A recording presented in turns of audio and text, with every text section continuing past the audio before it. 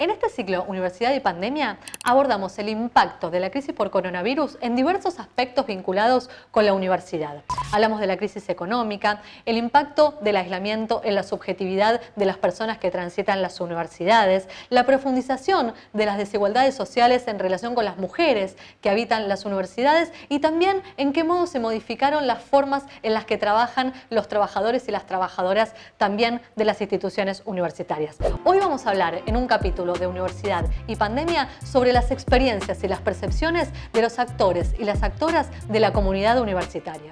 Somos una nueva generación y hablamos otro lenguaje. Lejos de los papers, Universidad y Pandemia.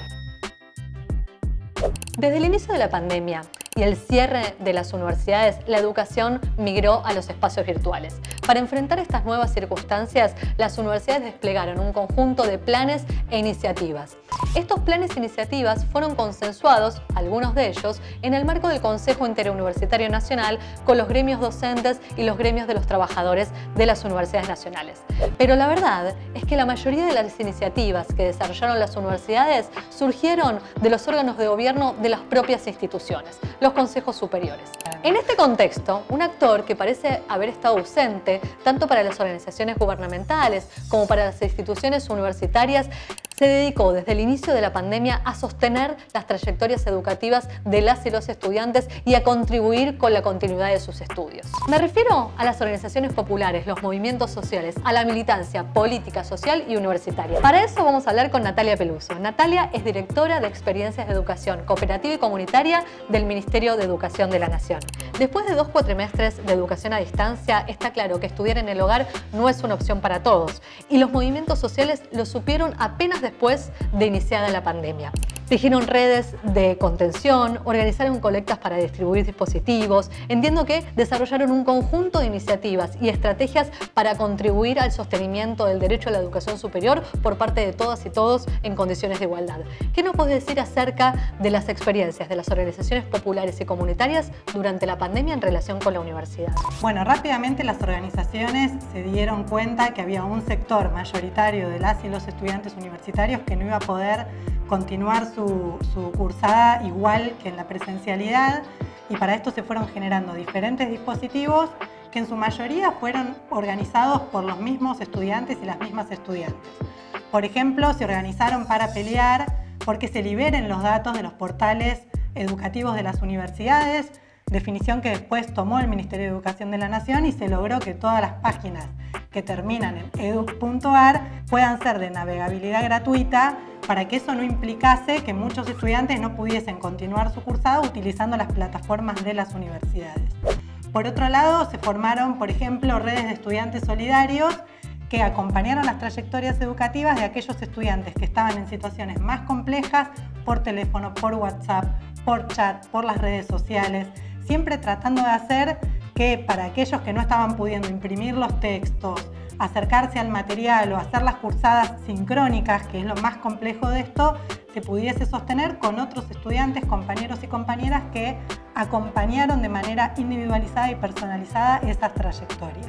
Por otro lado, muchas universidades sí tomaron las propuestas estudiantiles y salieron a legitimar y a institucionalizar propuestas de esa comunidad organizada, por ejemplo, generando nuevos portales, repartiendo tarjetas de datos a sus estudiantes a través de estos grupos organizados para garantizar que llegue a los que realmente lo estaban necesitando. Muchas universidades juntaron dispositivos para entregar. Se fueron tejiendo un montón de redes.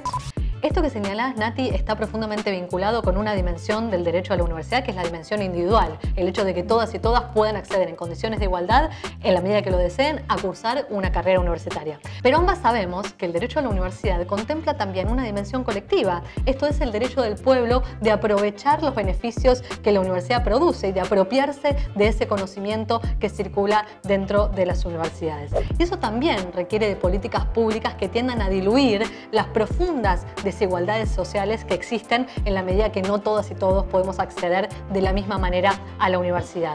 Te pregunto, ¿qué sucedió durante la pandemia con ese gran actor omnipresente que es el pueblo y las posibilidades de ejercer el derecho a la universidad colectivamente? Bueno, por un lado me parece que ese ejercicio del derecho a la universidad que todas y todos esperamos se concrete, tiene, como dice siempre Eduardo Rinesi, distintos niveles o condiciones de posibilidad. Por un lado, por una decisión del gobierno kirchnerista, en 2007 se sancionó la obligatoriedad de la escuela secundaria.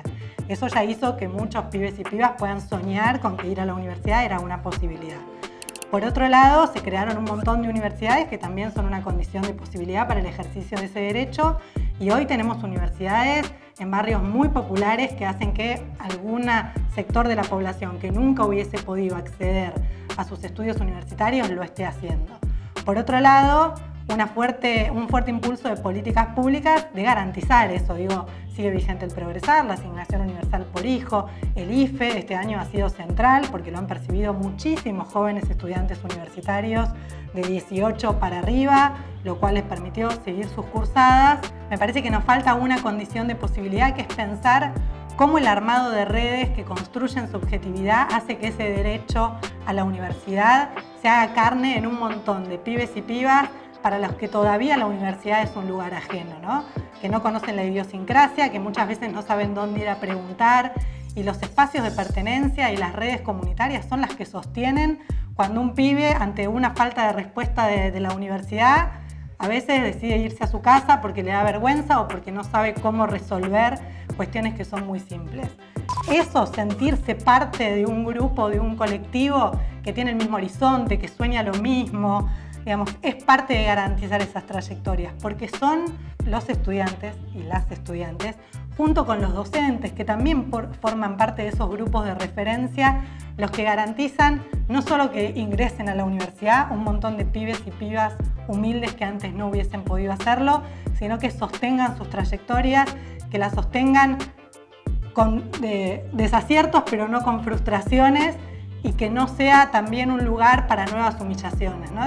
Que ir a la universidad sea también algo placentero, de aprendizaje, y que podamos así soñar con que un montón de pibes humildes pueden ir a la universidad, egresarse y trabajar como profesionales construyendo otro mundo. Excelente, Nati. Tocaste ahí dos temas que para mí son fundamentales y sobre los cuales creo que nos podés contar algo más. El primero es la dimensión de la formación docente. En este contexto que de tan adverso solo lo imaginamos como parte de una película distópica, los docentes fueron guías y fueron de alguna manera señaleros en esas trayectorias de esos estudiantes. Entonces, pensar qué pasa con la formación docente. Y en segundo lugar, pensar cómo le damos voz a esos estudiantes, que en definitiva son de alguna manera el sentido o quienes le dan sentido a las universidades. ¿Qué te parece que podemos agregar con eso? No, yo creo que los docentes cumplimos un rol principal también como docentes. Nosotros y nosotras tuvimos que adaptarnos a lo desconocido rápidamente, organizarnos entre nosotros porque quizás estábamos mucho menos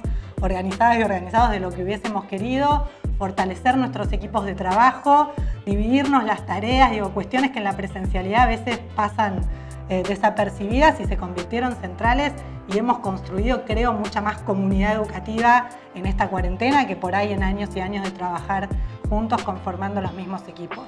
Y lo mismo con las estudiantes y los estudiantes. Esos vínculos que se han tejido cuando un estudiante no respondía o no se conectaba y se conectaba a través de un docente o con otros estudiantes o estudiantes que nos dieron aviso de que había compañeros y compañeras con dificultades, hace que se amplíe la comunidad educativa universitaria. Más allá de pensar la lógica de los claustros, que esos claustros sean cuerpos vivos que discuten la política y que hacen de la universidad un lugar de construcción colectiva del conocimiento. Gracias, Nati, por acompañarnos en un nuevo episodio de este ciclo Universidad y Pandemia. Si te gustó el video, seguinos en las redes sociales y podés encontrar más contenido de este ciclo en nuestro canal de YouTube.